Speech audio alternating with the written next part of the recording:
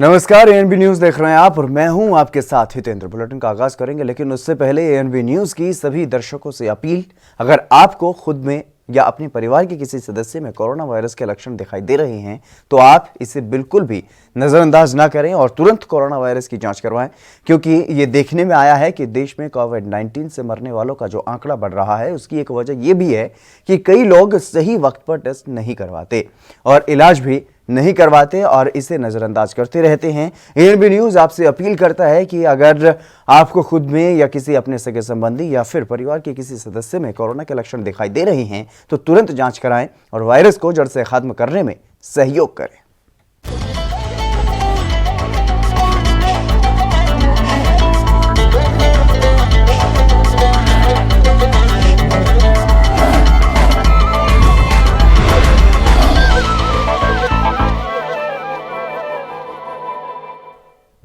चलिए बुलेटिन का आगाज करेंगे। राम मंदिर निर्माण को लेकर के अनेकों लोगों ने संघर्ष किया है और कुछ लोगों का संघर्ष सुर्खियां बना तो कुछ लोगों ने एकांत में रहकर भगवान से प्रार्थना की और उपवास भी रखे। ऐसे ही एक मामला सामने आया है। एक बुजुर्ग महिला है मध्य प्रदेश के जबलपुर की, जिन्हें देखकर सबरी की याद आ जाती है। जैसे सबरी ने भगवान राम की लंबी प्रतीक्षा की थी, तो वहीं बुजुर्ग उर्मिला ने भी 28 साल से अन्न त्याग किया हुआ है।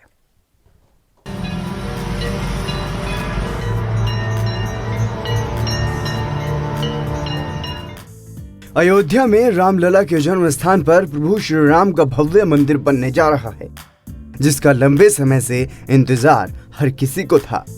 लेकिन ज्यादातर लोग अपनी आंखों से राम मंदिर को देखना तो चाहते हैं, लेकिन कुछ ऐसे भी लोग हैं जिन्होंने राम मंदिर निर्माण के लिए सैकड़ों सालों तक संघर्ष किया। कुछ के नाम सामने आए, लेकिन कुछ लोगों ने दिखावे से दूर एकांत में साधना भी की है। मध्य प्रदेश के जबलपुर की रहने वाली 82 साल की उर्मिला चतुर्वेदी उन्हीं में से एक है, जो 6 दिसंबर 1992 को जब अयोध्या में विवादित ढांचा गिरा तो उन्होंने राम मंदिर निर्माण होने तक अन्न त्याग करने का संकल्प लिया था। तब उर्मिला चतुर्वेदी 54 साल की थी, लेकिन तब से अब तक 28 सालों तक उर्मिला ने राम नाम का जाप किया और अन्न का एक दाना भी नहीं खाया। ये था 6 दिसंबर का दिन, 1992 का दिन था। उस दिन से हमने अन्न को बस उसी दिन हमने भोजन नहीं किया और उसके बाद फिर भोजन नहीं किया। उसके बाद फिर केवल फल और उसमें रहे, हम फल में रहे। उसके बाद हम फल लेते रहे और अभी तक मतलब फल लेने के बाद भी, इसके बाद भी आया था निर्णय कि हो गया, फिर इसके बाद भी व्रत का समापन नहीं कर पाए। तो वहाँ पहुँच जाएँ एक बार, इतने साल से संघर्ष किया हमने, तो वहाँ जाके हम व्रत का उद्यापन करना चाहते हैं। उर्मिला चाहती हैं कि कैसे भी उन्हें अयोध्या ले जाया जाए, लेकिन कोरोना संक्रमण के कारण ऐसा नहीं हो सकता। उर्मिला सरयू के किनारे अयोध्या में ही रहना भी चाहती हैं। और वहाँ हमने ये भी व्यक्त किया था अपनी इच्छा कि हमारे लिए थोड़ा सा एक हमारी खुटिया, हमारी थोड़ी सी जगह वहाँ बन जाए कि हम कभी जा पाएँ वहाँ, तो वहाँ रुक पाएँ। जैसे तीर्थ स्थान बन रहा है तो हमारे ठहरने की जगह बन जाए और हम ये चाह रहे हैं कि वहाँ पर हम जितना जीवन है वहाँ पर व्यतीत करें। बस बचा हुआ जीवन जो अभी भी जितना भी 82 जितना भी हो रहा है 83, उसके बाद का जीवन। गृहस्थी में तो अब इतने वर्ष रह चुके हैं। गंगा सरयू स्नान करें और अपने यहाँ पर किनारे से हमारे लिए एक जगह बन जाए, तो वहाँ हम रहना चाहते हैं। उर्मिला की पुत्रवधू रेखा चतुर्वेदी ने बताया कि उनकी सास पहले बहुत ऊर्जावान थी, लेकिन अब इनका शरीर कमजोर हो गया है। बहुत ज़्यादा मुझे आए हुए तो भी 17-18 साल हुए, उसी दौरान मैंने देखा। हालांकि ये पहले पूरी तरह से सेल्फ डिपेंड थी, मतलब जो ये फल और इस तरह का ग्रहण करती थी, इनके अंदर बहुत ज़्यादा ऊर्जा थी। मतलब किसी तरह से किसी का सहयोग नहीं लेती थी अपने दैनिक कार्यों में। बस अभी कुछ 3-4 साल से ये थोड़ा सा ऐसा हो गया है कि शरीर इनका कमज़ोर हो गया है और काफ़ी जैसे अब कभी कुछ ऐसे बारिश हो रही है बहुत, इनके फल की व्यवस्था या इस टाइप से थोड़ा बहुत कुछ रहती है समस्याएं, और इनको भी शारीरिक रूप से जो इनका डाइजेशन का प्रॉब्लम है, ये सब इस कारण से काफ़ी नुकसान तो हुआ है थोड़ा बहुत इसके चलते। 82 वर्ष के इस पड़ाव तक उर्मिला की सेहत कई बार बिगड़ी। कई बार डॉक्टर्स ने उन्हें अन्न ग्रहण करने की सलाह दी, लेकिन उर्मिला ने अपना संकल्प नहीं तोड़ा। संकल्प की यही शक्ति है कि अब 5 अगस्त को अयोध्या की पवित्र धरती पर राम मंदिर निर्माण के लिए भूमि पूजन होगा और वहां राम मंदिर का निर्माण होगा। जबलपुर से निकिता तिवारी के साथ सरला मिश्रा की रिपोर्ट, ANB न्यूज।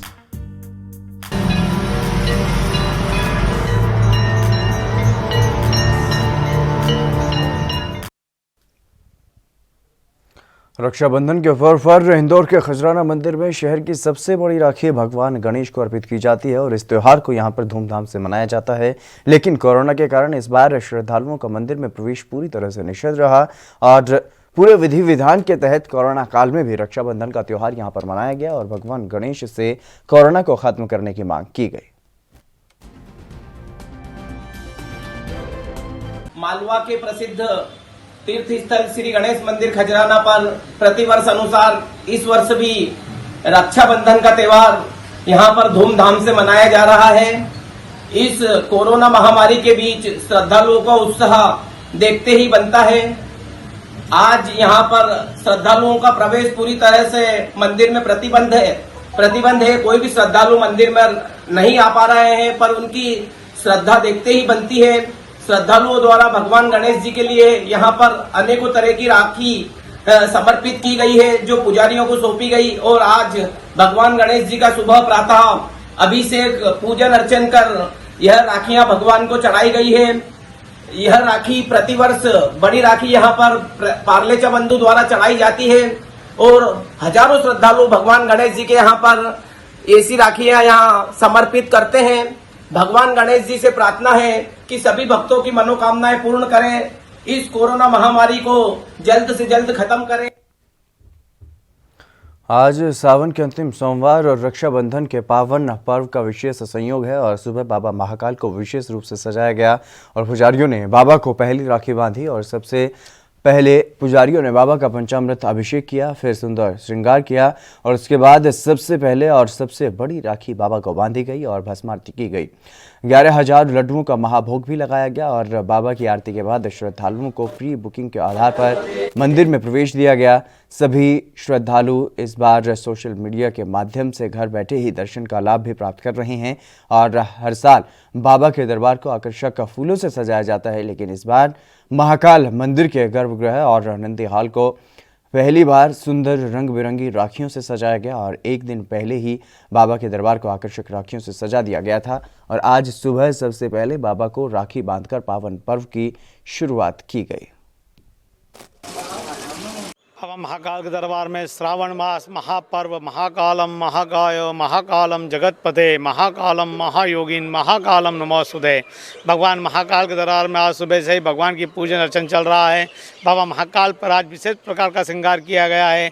पुजारी परिवार के द्वारा बाबा महाकाल को प्रथम राखी बांधी गई है। भगवान महाकाल पर जो अनादिकाल की परंपराएं हैं, भगवान को लड्डू का भोग लगता है और वो लड्डू भक्त लोग जो बाबा के दरबार में जो बहनें आती है उसको मंदिर की तरफ से मीठा मुंह कराया जाता है, किंतु कोरोना काल के होते हुए यह व्यवस्था को थोड़ा सा परिवर्तन किया गया है और बाबा महाकाल की पूजन अर्चन के साथ में राष्ट्र की रक्षा का संकल्प के साथ में यह महापर्व चल रहा है।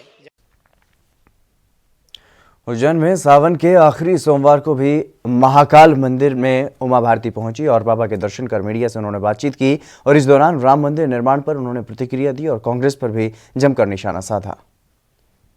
मैं तो चाहूंगी कि अगर राहुल जी बोल रहे हैं तो शायद इसी वजह से बोल रहे होंगे, उन्हें कुछ बोलना है। अब वो किसी खास वोट को टारगेट करते हैं बोलते समय, लेकिन उनको ध्यान रखना चाहिए कि सुप्रीम कोर्ट के फैसले के बाद पूरे देश में एकात्मता है राम मंदिर के निर्माण को लेकर के। और मैं फिर राहुल को और उनके जो सलाहकार हैं, जो वामपंथी और हिंदुत्व से नफरत करने वाली विचारधारा के लोग अगर हैं तो वो वामपंथी लोग हैं। उनको हिंदुस्तान से नफरत है, उनको हिंदुत्व से नफरत है। वो उनको सलाह जब देते हैं तो मैं राहुल जी को यही कहूँगी कि वो दिग्विजय सिंह और कमलनाथ जी से सलाह ले लिया करे राम के बारे में बोलते। दिग्विजय सिंह ने भी सवाल उठाया इस पर, तो क्या दिक्कत? अब देखिए, मैंने आपको पहले कहा कि ये तो लोकतांत्रिक अधिकार है, लेकिन सच्चाई यही है कि आज पूरे विश्व में प्रसन्नता की लहर है। और अच्छा हो कि हमारे जो भी विपक्षी दल हैं वो इस प्रसन्नता की लहर में पुष्प वर्षा ही करें, कूड़ा न डालें। मध्य प्रदेश के इंदौर में बीजेपी नेता कैलाश विजयवर्गीय ने वृद्ध आश्रम में रक्षाबंधन का त्यौहार मनाया और इस दौरान कार्यक्रम के बाद उन्होंने मीडिया से बातचीत भी की, जिसमें पश्चिम बंगाल में टीएमसी सरकार से प्रभावित होकर बीजेपी सांसदों के टीएमसी में जाने की खबरों का खंडन उन्होंने किया। उन्होंने कहा कि बीजेपी का कोई भी सांसद पार्टी नहीं छोड़ रहा है। उन्होंने ये भी कहा है कि कुछ पत्रकार हैं जो भ्रामक प्रचार कर रहे हैं और इस दौरान उन्होंने कांग्रेस पर भी तंज कसा है और राम मंदिर निर्माण में कांग्रेस नेताओं के दान को लेकर के उन्होंने कहा है कि कांग्रेस से अपने पाप धोने के लिए दान कर रहे हैं।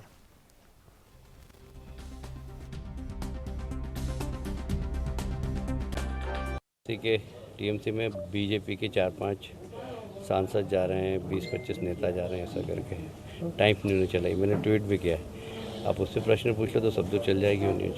वैसे किस तरीके के समीकरण बन रहे हैं ये? देखिए,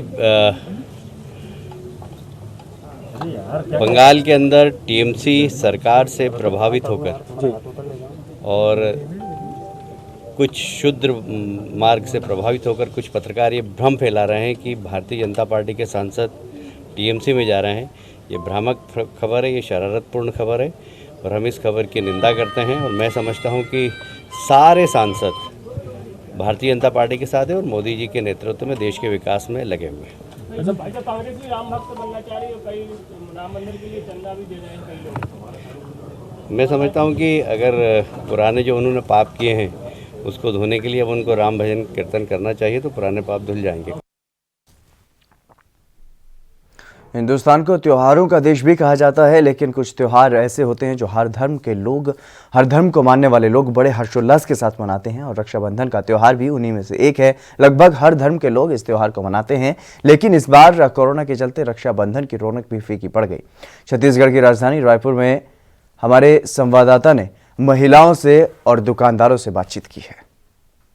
इस बार यही है कि राखियाँ हम लोगों को बहुत मुश्किल से मिल रही हैं, मतलब मार्केट ओपन हो नहीं रहा है, तो फिर होममेड ही राखी हम लोगों को बनानी पड़ रही है।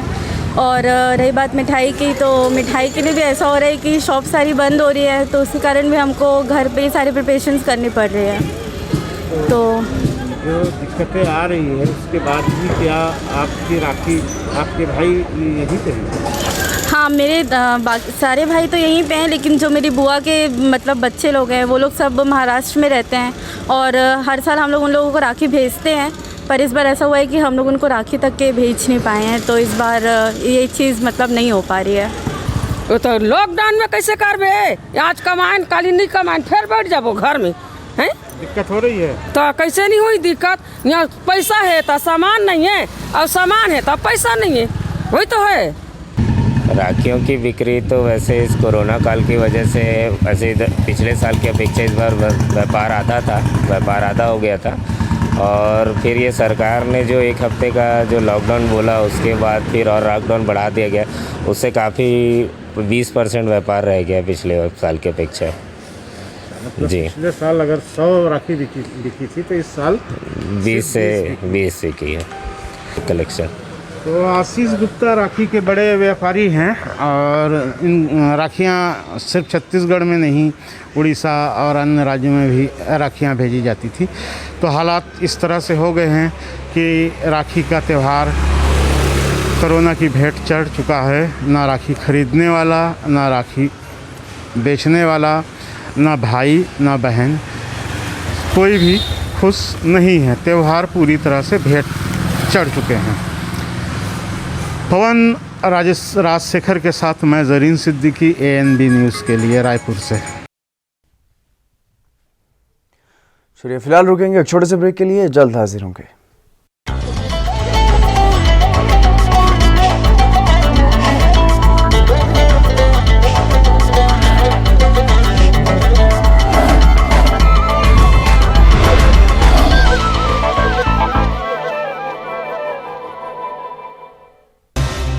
इस वक्त की बड़ी खबर आपको बता रहे हैं। पंजाब में जहरीली शराब त्रासदी मामले से जुड़ी हुई ये बड़ी खबर। पंजाब में शराब पर सियासत गरमाई हुई है। ये बड़ी खबर विपक्ष के बाद अपनों से भी घिर गई है सरकार। जांच की मांग अब की जा रही है। ये बड़ी खबर कांग्रेस के राज्यसभा सदस्य प्रताप सिंह बाजवा ने की है सीबीआई जांच की मांग। राज्यसभा सांसद प्रताप सिंह बाजवा ने कैप्टन अमरिंदर सिंह पर निशाना साधा और शराब माफिया को पॉलिटिकल संरक्षण दिए जाने की बात कही है। ये बड़ी खबर आपको बता रहे हैं। पंजाब में जहरीली शराब त्रासदी मामला है। लगातार विपक्ष कैप्टन सरकार पर सवाल उठा रहा है और अब अपनों ने भी सवाल पूछे हैं, आरोप लगाए हैं।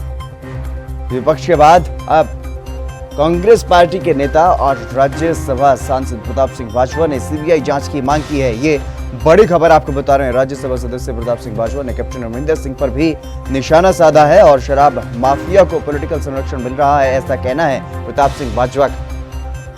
पंजाब में लगातार जिस तरीके से जहरीली शराब से मरने वालों का आंकड़ा भी 100 के पार पहुंच गया है और ऐसे में लगातार विपक्ष ने ये सवाल उठाया है कि आखिर किस तरीके से अवैध शराब का धंधा चल रहा है। अगर पहले ही जब इस तरीके के मामले सामने आए थे तो सख्त कार्रवाई कर दी गई होती, तो ऐसे मामले अब सामने ना आते। और इसके बाद अब राज्यसभा सांसद प्रताप सिंह बाजवा ने भी कैप्टन सरकार पर निशाना साधा है। अपनी ही पार्टी की सरकार पर निशाना साधते हुए उन्होंने कहा है कि शराब माफिया को पॉलिटिकल संरक्षण मिल रहा है और साथ ही साथ उन्होंने सीबीआई जांच की मांग भी इस पूरे मामले में की है।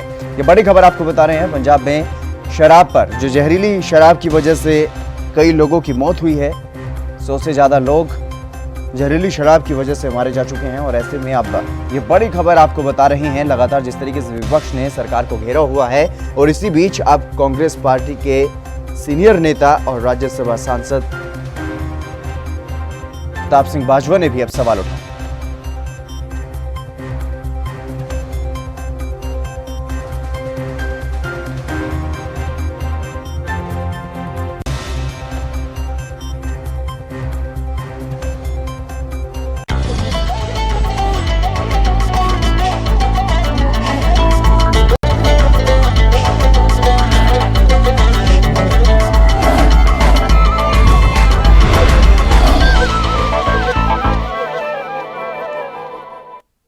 ब्रेक के बाद एक बार फिर से आप सभी का स्वागत है। खबरों में आगे बढ़ेंगे। रक्षाबंधन का त्योहार यूं तो भाई बहन का त्योहार है, लेकिन इस दिन को खास बनाने के लिए और कुछ अच्छी पहल करने के लिए भी इस दिन को लोग मनाते हैं और कुछ ऐसे ही देखने को मिला है मध्य प्रदेश के बैतूल में, जहां पर स्कूली बच्चों और अध्यापकों ने पेड़ लगाने और उन्हें बचाने का संदेश दिया है। दरअसल सिमोरी गाँव से लगे वन क्षेत्र के पेड़ों को स्कूल के बच्चों और टीचर्स ने राखी बांधी है और उन्हें सुरक्षित रखने का संकल्प भी लिया है। बता दें कि बड़ी मेहनत से 5 दिनों में 30 फीट लंबी राखी तैयार की गई, जब वन क्षेत्र के पेड़ों को बांधी गई है और उनकी हिफाजत रिश्तों की तरह करने का संकल्प भी लिया गया है।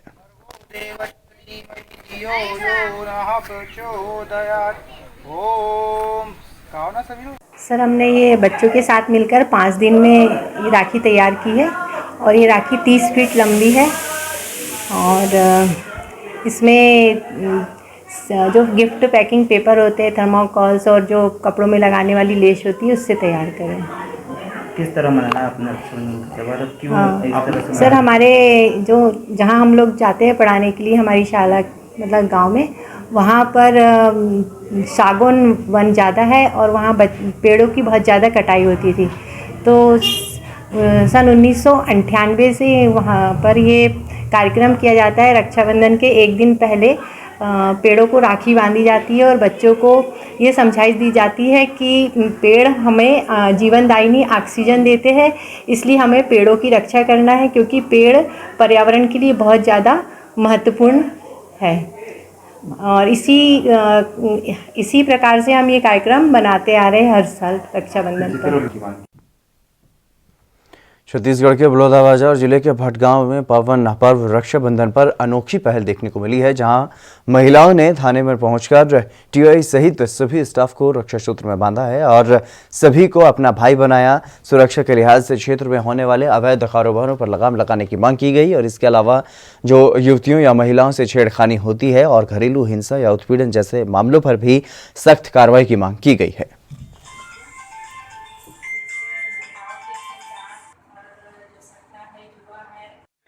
के शुभ अवसर पर ग्यारह परिवार के पूरे स्टाफ और उनको भी राखी बांधे और उनकी मांगे थी कि क्षेत्र में शांति व्यवस्था रखने, आपराधिक तत्वों पर लगाम रखा जाए, गुंडाबाज मास पर कार्य किया जाए और जो भी यहाँ पे लड़की के प्रति जो सुरक्षा है उसको बढ़ाकर रखा जाए और जो गुंडाबाज मास है जो छेड़छाड़ करते हैं, बलात्कार करते हैं, कार्रवाई करके क्षेत्र में सुरक्षा से रखा जाएगा। सर, ऐसा पहली बार देखने को मिल रहा है, ऐसे में क्या कहना चाहेंगे आप?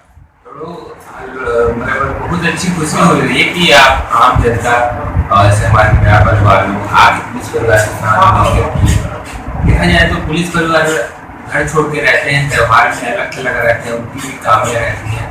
तो अच्छा लगा कि उनको भी बहनों के तौर पे और यहाँ रिश्तेदार मिल गए जो उनको राखियाँ बांधे, पारिवारिक माहौल का एहसास। छत्तीसगढ़ के खोरिया में चिरमिरी हल्दीबाड़ी में एक परिवार में बहनों ने खासतौर पर रक्षाबंधन का त्यौहार मनाया है और बहनों ने अपने भाइयों को मास्क और सैनिटाइजर उपहार में दिए हैं। मास्क और सैनिटाइजर का उपहार देने वाली युवती ने बताया है कि कोरोना महामारी में हम देश के तमाम भाइयों से निवेदन करते हैं कि जो बाहर काम करते हैं और रोज के कामकाज से हर दिन घर से बाहर जाते हैं वो भी सावधानी बरतें।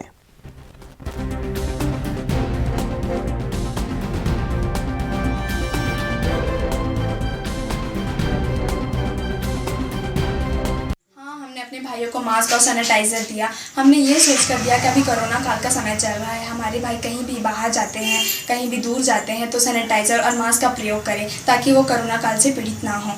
मैं अपने भाइयों के साथ साथ अपने देश के तमाम भाइयों को ये संदेश देना चाहूँगी कि मास्क और सैनिटाइज़र का प्रयोग करें ताकि उन्हें भी किसी तरह की परेशानी कोरोना से ना हो। कोरोना महामारी के कारण इस बार सभी त्योहारों पर ग्रहण लगा हुआ दिखाई दिया। ईद के बाद सबसे बड़े त्योहार रक्षाबंधन अब आया, लेकिन इस खास त्योहार पर भी बाजार सूने सूने से दिखे और वहीं उन बहनों के चेहरे भी उदास दिखाई दिए जिनके भाई कहीं बाहर हैं और इस कोरोना महामारी के कारण ना वो अपने भाई के पास जा पाई हैं और ना ही भाई उनके पास आ पाए। जो उत्साह पहले दिखता था, जो रौनक बाजारों की होती थी, वो इस बार फीकी रही।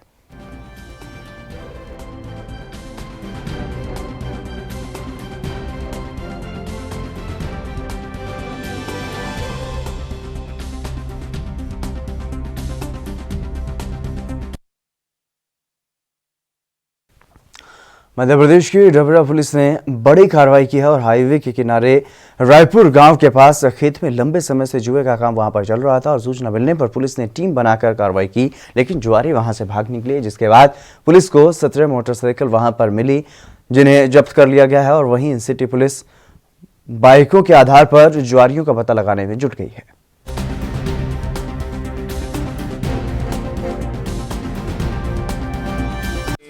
प्रभारी डबरा द्वारा और उनकी टीम के द्वारा एक जुआ फड़ पे कार्रवाई की गई है, जिसमें पुलिस टीम को की सूचना मिलने पर ये दबिश देते वक्त ये लोग भाग गए थे, परंतु मौके से करीब 16-17 मोटरसाइकिलें, फड़ और ये ताश की गड्डियाँ वगैरह ये लेके आए हैं और इस तरह की गतिविधियाँ जो हैं जुआ, शराब जो कि सामाजिक बुराइयां हैं, ये किसी भी स्थिति में नहीं चलने दी जाएगी। इस संबंध में मैंने सख्त निर्देश सभी को दिया।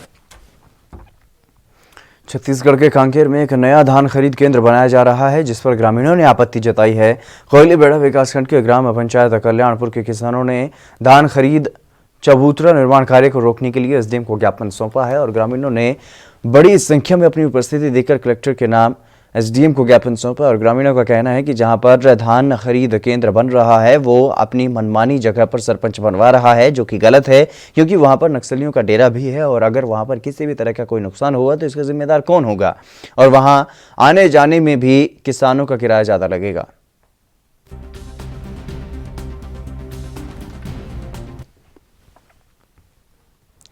मध्य प्रदेश के इंदौर में बेटमा पुलिस को बड़ी सफलता हाथ लगी है। अहमदाबाद मार्ग पर स्थित छोटे बेटमा गांव में बेटमा पुलिस ने एक गौवंश से भरा ट्रक पकड़ा है और इनकी संख्या 59 बताई जा रही है। हालांकि इसमें से 6 गौवंश मरे हुए भी पाए गए हैं और पुलिस को ट्रक में गौवंश से भरे होने की सूचना मिली थी, जिस पर कार्रवाई की गई और ट्रक की तलाशी लेने पर पता चला कि उसमें बुरी तरह से करीब 60 गौवंश भरे हुए हैं।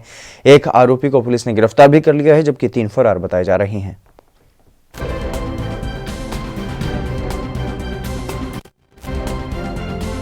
माध्यम से गौशाला में श्री राम जानकी गौशाला श्री बदीपुरा बालाजी धाम भेटमा में गौशाला में गाय ट्रक भरकर लाई गई, जिसमें 59 गाय केड़े निकले, जिसमें से 5 तो मृत निकले, जिनकी फांसी लगने से मृत्यु हो गई और बड़ी क्रूरता से इनको ठूस ठूस कर इन्हें भरा गया था।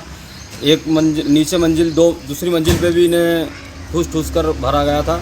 बड़ी मुश्किल से गौ सेवकों की मदद से इन्हें रात भर मशक्क़त करके इनमें उतारा गया और जिसमें से 5 की फांसी लगने से मृत्यु हो गई। अभी संदर्भ में एक पिठान जिला धार का एक आरोपी है आसिफ, पिता का नाम एजाज़ अहमद। ये इसका ट्रक से और ये अपने साथी रईस और मुजाहिद के साथ में इस तरह का व्यापार करता था, तो उसको पकड़ के उसका NSA किया गया है और उसको गिरफ्तार किया गया है। तो उसमें 6 गोवंश ख़त्म हो गए थे। उसी संदर्भ में ये ट्रक वहाँ पे मिला था छोटे बेटमा के आगे पहाड़ी की तरफ, तो वहाँ से उसको लेके आए। शेष जानवरों का स्वास्थ्य परीक्षण भी कराया गया और मृत जानवरों का PM भी कराया गया। छत्तीसगढ़ के जशपुर में बीती रात खुतबा शराब दुकान में लूटपाट की कोशिश की गई। दुकान के कर्मचारियों के साथ मारपीट भी की गई, लेकिन लूटपाट करने में वो कामयाब नहीं हो पाए और घटना को अंजाम देने के बाद बदमाश डुमरिया जंगल की ओर भाग गए। और इसका खुलासा तब हुआ जब रात को डुमरिया गांव से लगे जंगल में 3 लावारिस मोटरसाइकिल पाए गए और डुमरिया के पास ही सुबह लावारिस हालत में बंदूक और कारतूस भी मिले। और कोतवा चौकी प्रभारी ने बताया कि रात को ही सर्चिंग टीम सक्रिय हो गई थी और इसी का नतीजा है कि बदमाश दबाव में आकर बाइक और बंदूक छोड़ करके भाग गए।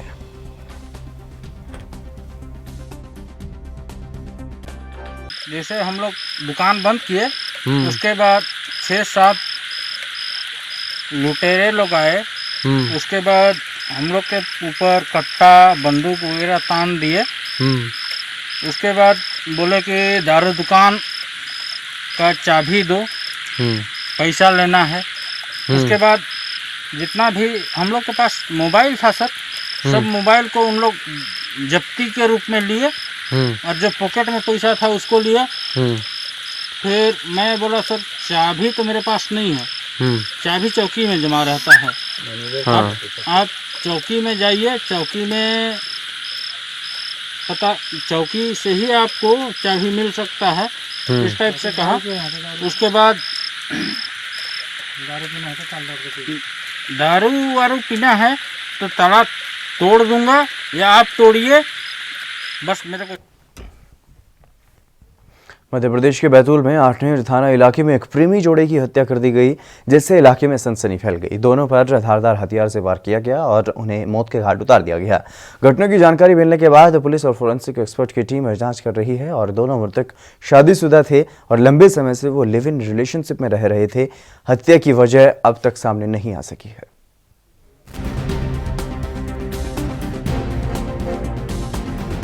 मेरे पास पूछने के लिए कि तेरी आए थे मेरे पास पूछने के लिए कि तेरी बड़ी भाभी और 2 लड़की आई क्या? बोले पेट से गायब है बोले। मैंने बोले यहाँ नहीं आए। फिर वापस आ गया, वो वापस आया। फिर इनका रात में क्या हुआ कुछ नहीं, मैं जा रहा था सुबह खाद डालने, तो जो आधा उसका बट्टे से जो था उधर से वो यहाँ से बैल ले जाता है, वो बांधता है। उसने बताया मेरे को, बोले तू चल मामा, बोले वो इतना खून हो गए 2 जन बोले। मैंने एक बार मैंने बोला मेरे भाभी को मारूंगा इसमें, इसलिए मैं दौड़ते आया, देख रहा हूँ तो दूसरे पड़े। फिर इधर से गया तो वो बोले कि नहीं तेरी भाभी ढाने पे है बोले। तो मेरे भाभी को मैंने बताया, उनको भेजा। मैंने सबसे पहले कोटवार को मैंने बुलाया और उसको बताया, मैंने कहा ऐसी बात है।